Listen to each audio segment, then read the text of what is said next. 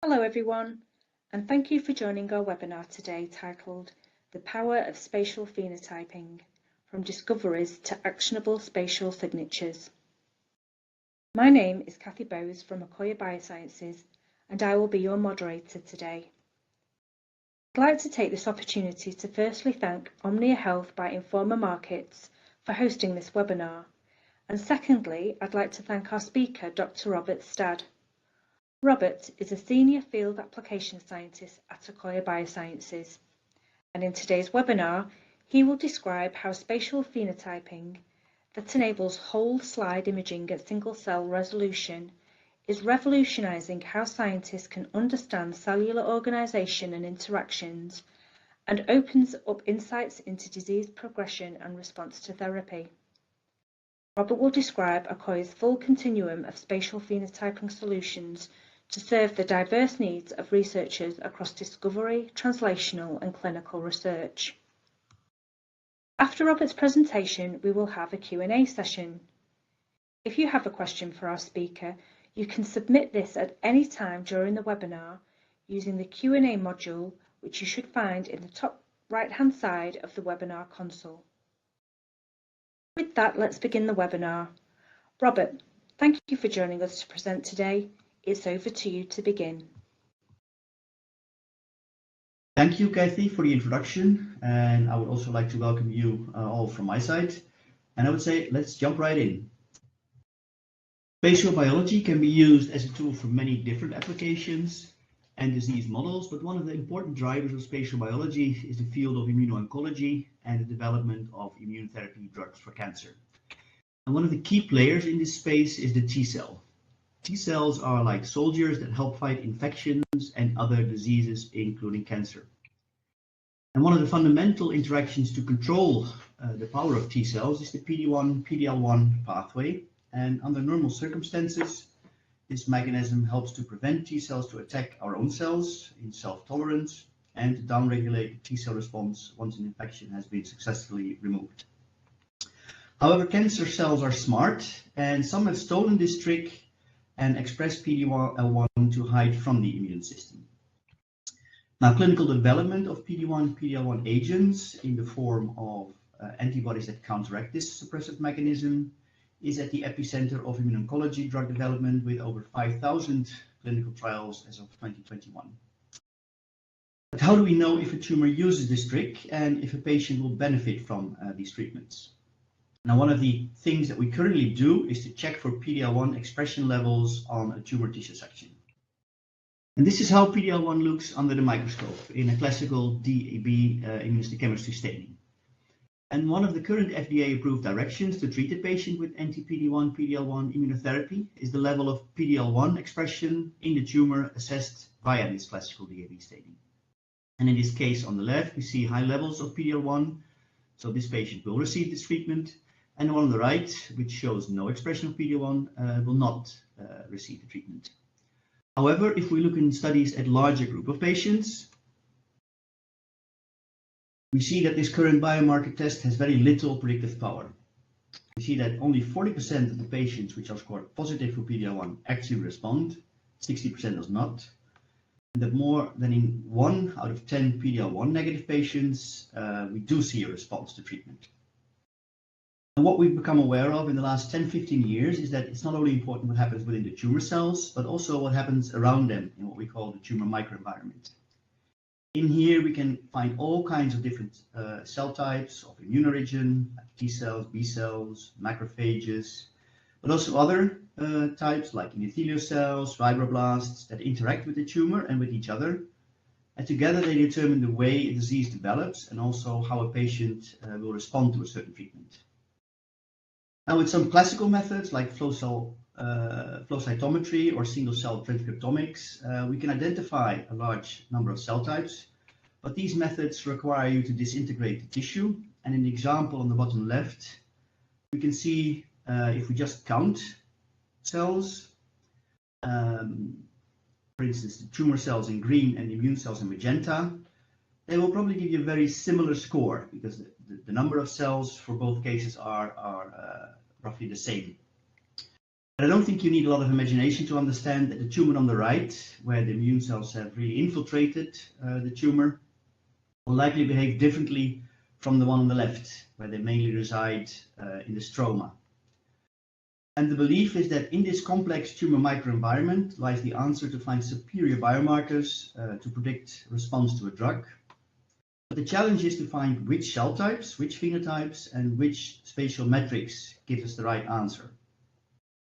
So in your discovery phase of biomarker research, it's very beneficial to be able to identify as many different phenotypes in their spatial context.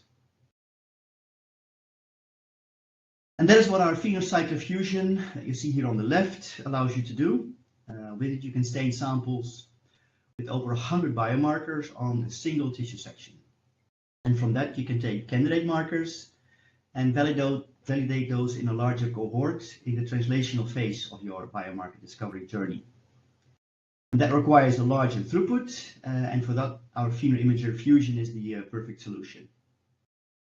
With it, you can screen up to 7 markers on a single tissue section at a throughput of up to 100 slides per week. And then the ultimate goal is to have a fully validated spatial biomarker signature that you want to run in a clinical setting.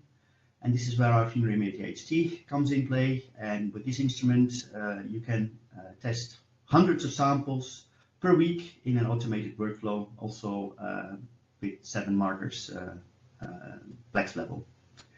And at the end of my presentation, I will share an example of a study where we can really see the power of spatial biology and also this particular approach. And the first part of my presentation, I will focus on the PhenoCycler-Fusion solution. With this platform, we can take any slide, whether FFPE or fresh frozen, and stain and image it in its entirety, so across the whole tissue section with single cell resolution relatively rapidly. We have 3 examples here, different tissue types varying in size and plex number, and all were processed within 24 hours from sample preparation to data acquisition. And I will focus on this head and neck sample in the middle in the next few slides. This was a patient with a metastatic head and neck cancer, which showed a partial response to checkpoint inhibitor therapy. By the way, this study was performed in collaboration with the University of Queensland in Australia. And here we see a standard H&E section of this patient that shows tumor areas in the top part and also in the bottom part. And in the center, we can see a normal tonsil structure with germinal centers. Now we stain the serous section of the sample with a total of 101 markers, and these markers were chosen based on the hallmarks of cancer, covering a very comprehensive immune profile as well as various stress and metabolic pathways involved in cancer. And having access to these amounts of markers gives you really the ability to get a very deep understanding of the biology that you want to study. And this particular case was so recently published in a paper in Gen Biotech. And we imaged this at single cell resolution and identified over 835,000 cells, which based on expression levels of all the markers we could phenotype.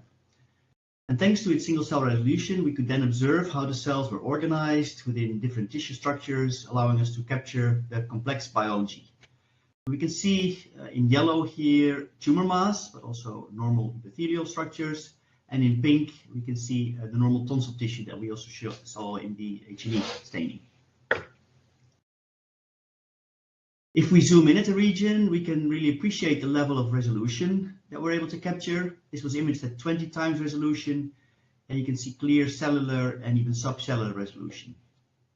Now, so far, I've shown you the fluorescence data from each target, but this doesn't let us phenotype cells easily. And for that, we need to segment, cluster, and annotate the data. By using both the DAPI nuclear signal and the signal of other markers, we can find the outline of each cell, and we can then integrate the signal of each of the markers for each cell. And this will give rise to a huge data table consisting of 835,000 rows, 1 row for each cell, and 101 columns with 1 column for each marker. And to make sense out of this huge table, we use clustering algorithms that cluster cells together based on similarities in marker expression. And then to phenotype, we look at the markers that are expressed in a cluster and then assign a phenotype to that cluster. For instance, if we find clusters that express CD19 and CD20, we will annotate those as our B cells. And we can do that for all the markers in the panel. And on the left, we can see a selection of annotated phenotypes, mainly of immune origin, projected on their original location. Now, the simplest form of spatial analysis that you can do is divide the tissue section into various regions and count the different phenotypes in these regions.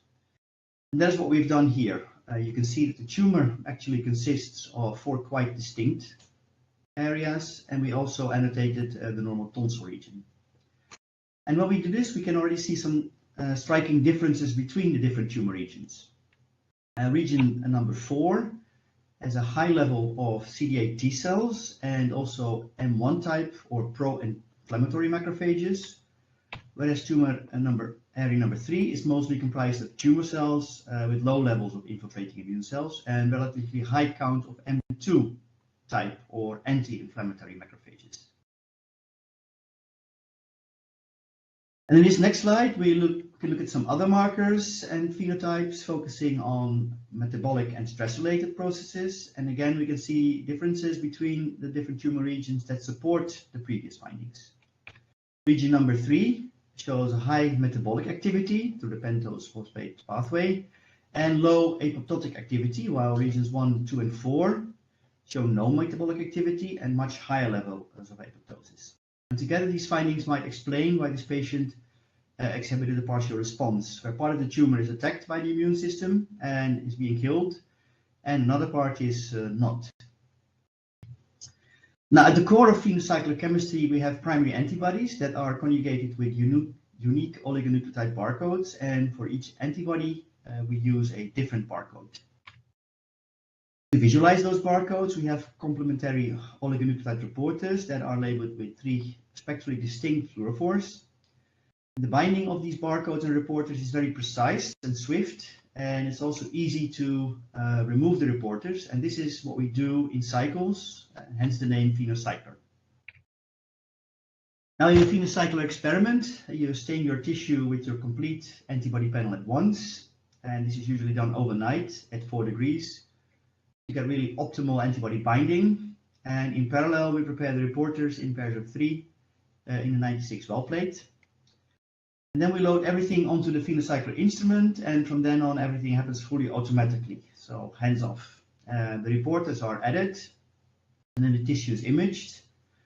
And after imaging, the reporters are removed, and we repeat this in cycles until all the antibodies have been revealed.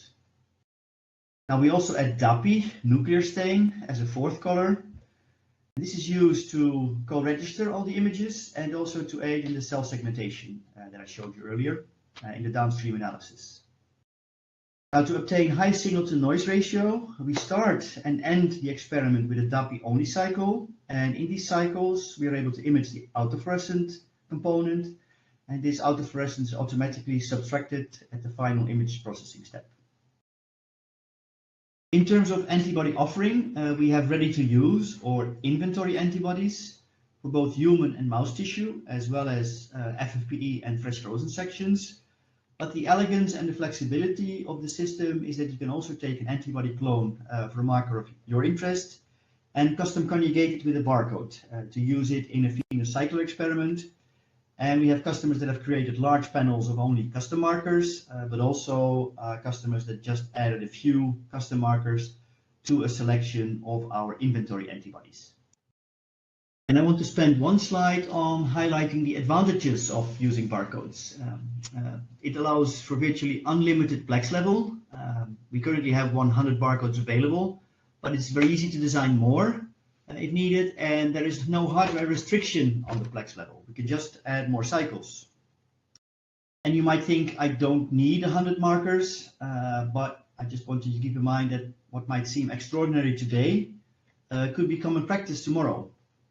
And currently, there are over 400 antibodies validated, both by us and also our customers.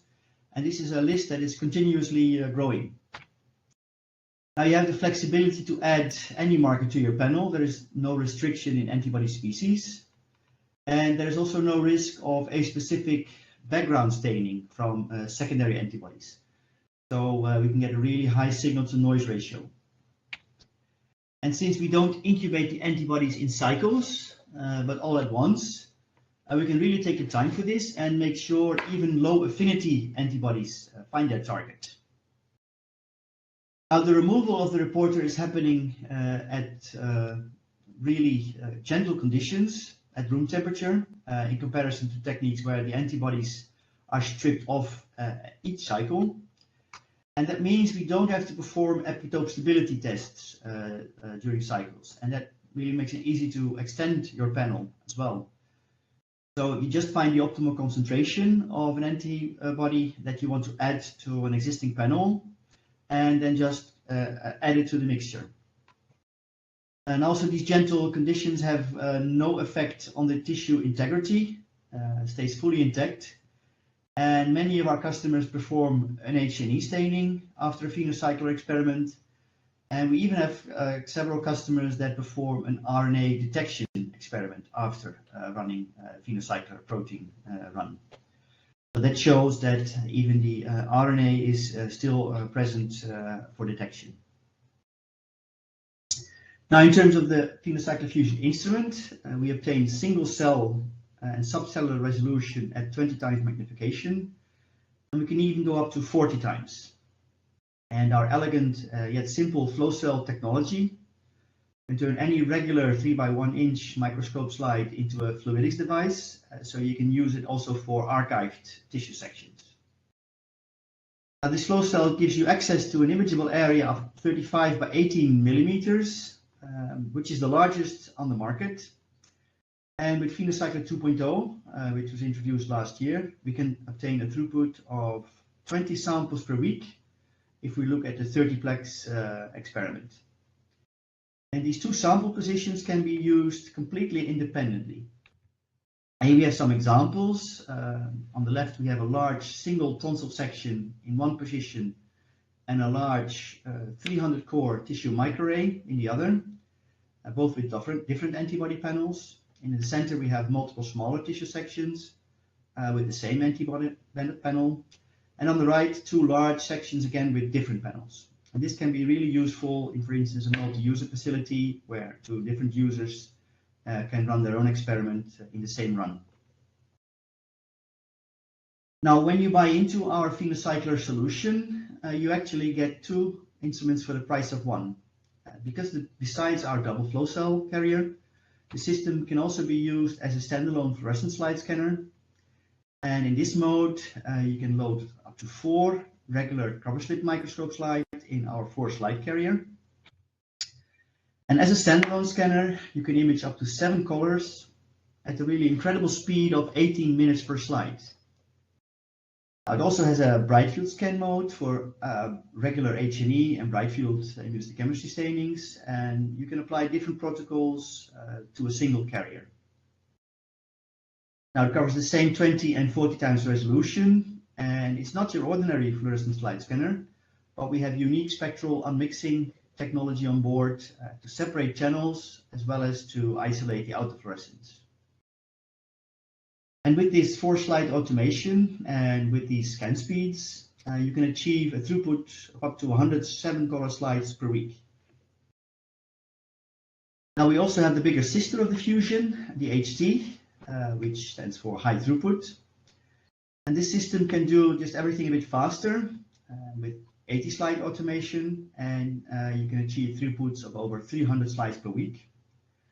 And this system allows you to do fast imaging of up to 7-color multispectral scan. But the HT can even separate up to 9 colors, as well as spectral unmixing of bright field dyes. And in the next slides, I would like to explain a bit more about the power of multispectral imaging. Just to be clear, the HT cannot work with the ultra-high-plex method using the oligonucleotide barcode antibodies. As you can see, if you have multiple colors present on the same slide, their signal starts to bleed into each other. And in case of FFPE tissue sections, you also have this annoying autofluorescence, which is actually caused by the actual fixation process and interferes with your specific fluorescent signal. And all of this together gives rise to inferior data with relatively poor signal to noise. And here we have an example of a 7-color composite image before and after spectral mixing on the left. And on the right, we can see clean and separated individual marker signals together with DAPI. And we can also see the level of autofluorescence that is isolated and thereby not falsely contributing to your specific signal. And if we measure signal to noise before and after spectral unmixing, we can really see a huge increase. And this will ultimately lead to a much more accurate phenotyping of your cells, as well as giving you more reliable expression levels of your markers. Now, the fluorescent signals that are shown here are coming from our legacy Opal dyes. Opal is a labeling method based on tyramide signal amplification, or TSA. And this method was developed by PerkinElmer in the 1990s. And you can literally find thousands of peer-reviewed papers where researchers have used tyramide signal amplification. So it's really a proven and well-established staining method. Now, if you compare it, TSA in this case, with standard immunofluorescence, we see that instead of a secondary antibody that is labeled with a fluorophore, we use a secondary antibody that is conjugated with phosphorylated peroxide enzyme, or HRP, which is the same enzyme that is used in classical DAB staining. And TSA, or Opal, is also a substrate for HRP. And HRP is able to activate millions of Opal molecules. And upon activation, Opal binds to tyrosine residues in proteins. And this results in amplification of the signal, which can improve the sensitivity of detection of up to 100-fold. And these increased signal allow you to reduce primary antibody concentration and also reduce exposure times, resulting in a cost reduction and faster imaging times. And next to detecting proteins, you can also use it to detect RNA. Now, one of the important aspects of activated Opal dyes is that they covalently bind to their target, and this can be used to multiplex with the same primary antibody species. Now, in this slide, I would like to explain to you how Opal works. Normally, you would need 4 different primary antibody species to image, for instance, these 4 markers. But in this example with Opal, we use rabbit primary antibodies for all 4. Now, you start with the regular primary epitope retrieval step, and after incubation with the first rabbit antibody against CD20, you add your anti-rabbit HRP, and then you add your first Opal color. And after that, you apply another round of epitope retrieval, and this will remove the antibody complex. But since the Opals are bind covalently, they will stay attached to the epitope. And then for your next marker, you can again use a rabbit antibody, in this case against CD8, and repeat the same steps. And these cycles of staining and retrieval you will repeat until you've detected the number of markers you're interested in, or until you run out of Opal colors. And currently we have 8 Opal colors available. In terms of Opal reagents, we have several kits available, with an Opal 3-plex kit that is designed to be used on a regular fluorescence scanner or microscope. But in case of up to 8 colors, you will really benefit from our spectral scanners like the Fusion and HT. We also sell Opal colors individually, so in case you have one marker that you have difficulty to detect, and increasing the antibody concentration only increases the background, and you can substitute that fluorescent label for an Opal color and get really very sensitive detection. Now, Opal protocols can be done by hand, but we also have dedicated kits that are optimized for the Leica BondRx and the Roche Discovery Ultra Autostainers. Now, these, what we call Opal Classic kits, they don't come with primary antibodies, but they work for mouse and rabbit primary antibody species. But in case of other species, you can use any third-party secondary antibody that is conjugated to HRP. Now, developing an open multiplex panel requires some time to optimize because some epitopes are unstable after multiple rounds of epitope retrieval. So you have to find the right order of staining. But a lot of our customers have built many different panels, and we collect all of that information. So we can help you to set up and optimize your panel.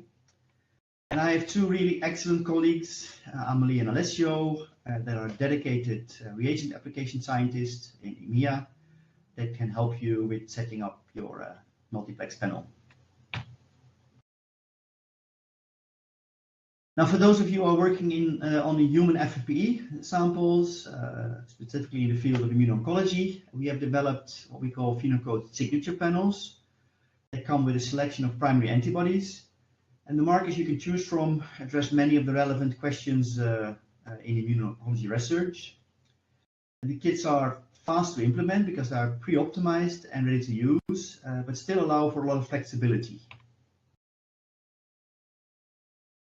These kits are 6-plex panels, and our current offering consists of 5 core panels, 5 pre-selected markers, and the 6th position, that is an open position. You can either pick one of our a la carte markers or bring your own 6th marker of choice through a custom labeling option and add it to one of the 5 core panels.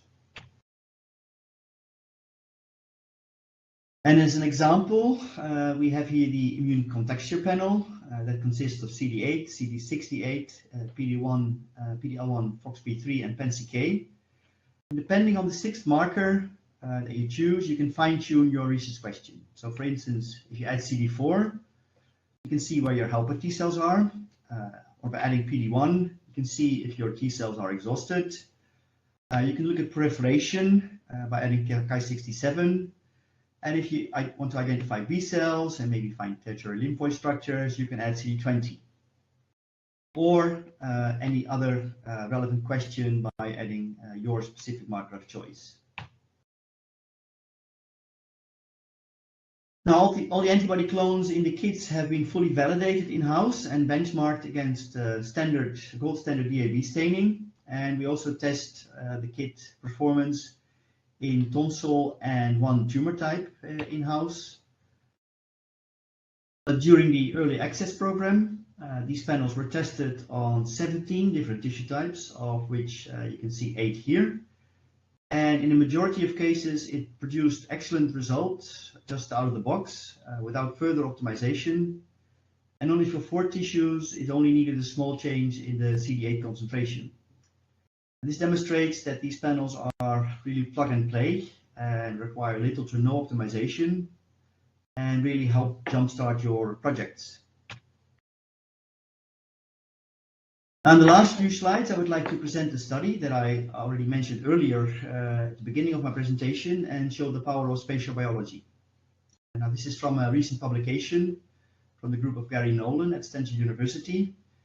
And in this study, they looked at a group of samples from cutaneous T-cell lymphoma patients that were treated with immunotherapy.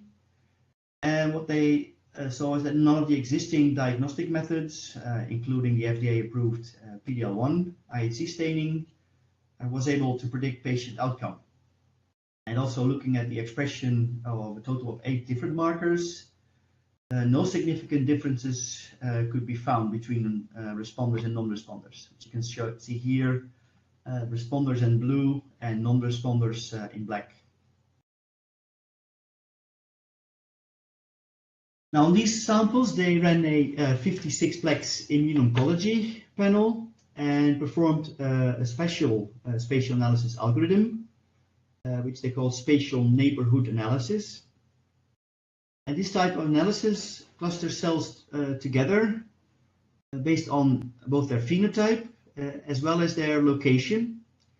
And what they found is that one of these clusters, or spatial neighborhoods as they call them, in this case number 10, was significantly enriched in the non-responders. And this neighborhood consists mainly of T regulatory cells. And in the non-responders, there were 2 clusters or neighborhoods, 5 and 8, were significantly enriched, and these clusters contained tumor cells and dendritic cells, and tumor cells together with CD4 T cells. This shows that by just including the spatial component, they were able to identify or differentiate responders from non-responders. And looking more closely at the phenotypes that they found in these clusters, they were able to deduce what they call the spatial score, which is the relative difference in distance of a CD4 T cell to a tumor cell and the distance of a CD4 T cell to a regulatory T cell. And at a certain ratio, this spatial score is able to significantly separate the responders from the non-responders. So starting with a panel of 56 markers, which they ran on the PhenoCycler, they were able to identify a smaller subset from which you can calculate the spatial score, and they converted this to a 7-plex panel running on the PhenoImager HT with our Opal dice. And they are using this now to validate the spatial signature on a larger cohort of patient samples. And I think this beautifully illustrates and summarizes the power of spatial biology. And I think it also shows the philosophy behind Akoya's product portfolio and how our solutions are really complementing each other and can help you as a researcher find other spatial biomarkers that facilitates personalized treatment and impact the life of patients. And I want to end my presentation with a slide that shows that the future of spatial biology in the clinic actually starts today. Together with Acrivon Therapeutics, we have developed a spatial companion diagnostic test called the OncoSignature test that is used with our Opal dyes and runs on the PhenoImager HT, and that helps select patients with platinum-resistant ovarian and endometrial cancer that are likely to respond to a drug called ACR368. And this is the first of its kind spatial signature companion diagnostic assay. And the results are so promising that the treatment together with the CDX get a fast track designation by the FDA. Now, this is just the first example of spatial biology in the clinic. Currently, there are running many more clinical trials where our solutions are being used to try and find spatial signatures. So it won't be long before these types of tests will be used more broadly and will help revolutionize the way we diagnose and treat patients. And with that, I would like to thank you all for your attention today, and I'm happy to take questions.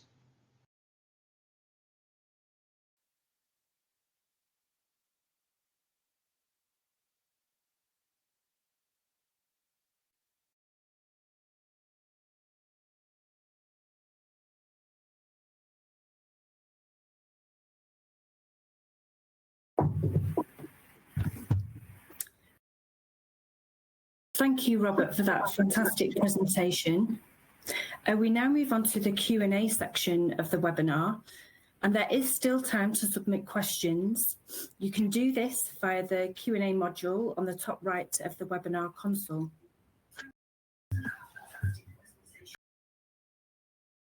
As we're waiting for some questions to come in, may I add that if you'd like to learn more about spatial phenotyping and also some of the technologies that Robert presented in his presentation, you can visit the Akoya website, which is akoyabio.com. There you'll find a wealth of resources on spatial biology. Okay, so Robert, let's move on to the Q&A section if you're ready. And the first question is, how long does a 100-plex run take? Yes, thanks. That's a good question. So if we look at like a tissue size, it depends, of course, on tissue size and number of cycles. But if we look at like a specified tissue size of 1 by 1.5 centimeter, it takes about 27 hours to complete the 100-plex. And then you have to keep in mind that it's through the dual flow cell. We actually have 2 samples processed in this 27 hours. Okay, thank you, Robert. And can you do RNA and protein on the same slide? Yes, you can. So of course there is there's the idea to move into sort of what we call multi-omic, running the same experiment. That's what we don't have ready yet, but we have customers performing an RNA experiment after the PhenoCycler experiment. So you just take the same tissue section, but then run RNA next to it.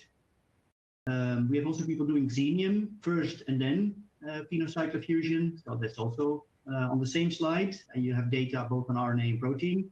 But we are working on our own RNA solutions together with Thermo Fisher to be doing to be able to do multi-omic on the same slide within the same experiment. So, but that is coming in the future. Okay, thank you, Robert. Here's another question. Is there a limit in the number of markers used in single cells?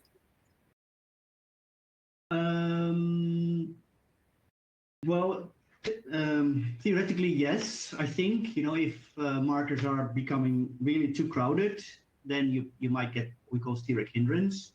We have successfully done like 4 or 5 markers on the same cell, and then even like 3 markers on the cell membrane. And of course, if you have a few in the cytoplasm and in the nucleus, you can have more. But you can get steric hindrance, but you can also get already steric hindrance if you just look at 2 markers. If they're very close, then you can also have steric hindrance. So, of course, the more markers you detect on the cellular compartment, the larger the chances that at some point you get steric hindrance. But I wouldn't worry too much in getting steric hindrance just in general. Okay, thank you, Robert. Next question. Are there assays you have available which can be used in academic laboratories for biomarker identification?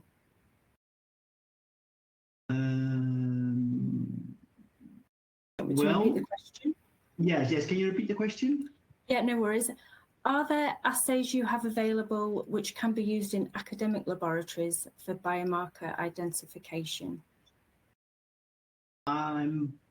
Maybe the answer of the question means if we have like signatures ready to use to diagnose maybe patient samples. No, that's not. All we sell now is research only. And of course, we have all kinds of reagents that are ready to use for both type of platforms. But we don't have specified, we don't sell specified signatures to diagnose or segment patient groups. That is really for researchers still to develop. I hope that was the actual question and I answered it correctly. Okay, thank you, Robert. Another question here, is autofluorescence also isolated, subtracted using the cyclic high-plex workflow as it is for unmixing? Very good question. No, it's not. So if we look at the spectral acquisition, as I explained, we acquire its spectrum and then we unmix it. But there we had 6 marker colors plus DAPI, so a total of 7 colors. And there we use unmixing to separate all of those, including isolating the autofluorescence. For the PhenoCycler, we actually use only 3 dyes. They are spectrally separated enough, so we don't need spectral detection to separate the fluorophores.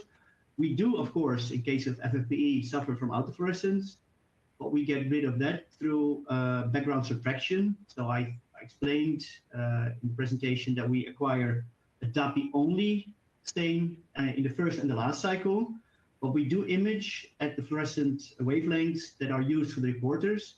So we know we can measure the actual autofluorescent component at each wavelength, and then we subtract that. So in case of the 7-plex, it's through spectral unmixing. And in case of PhenoCycler fusion, the ultra-high-plex, we use background subtraction. Okay, thanks, Robert. And then another question here. Can you use the spectral mode also for non-opals like Alexa dyes? Yes, that is possible. So, as long as the Alexas overlap with the filters that are used, that are present in the PhenoCycler fusion or in the HT, you can also apply the spectral algorithm to non-opal dyes. I would like to mention, as you've seen, opal amplifies the signal. So the signal to noise to start with is better compared to Alexa dyes or other side dyes. So you will probably get a better end result, but it's definitely possible to use it on non-opal dyes and also get a significant increase in signal to noise. Okay, thank you, Robert. There's a couple of questions around if we have studies or papers available, which we can share indeed after the webinar in answer to your questions. Okay, and I think we may have time for just this one more question. So can we use this I'll start again. Can we use this technique of epitope replications via cancer cell replications as in the serology lab method? I have to read the question because I'm not sure I understand completely. Can we use this technique of epitope replications via cancer cell replications?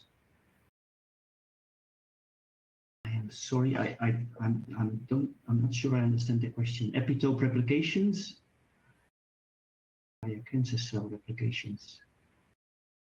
I'm afraid we have to take that one offline. So I'm not sure if I can get in contact with this person, but it's not clear from how it's described now what the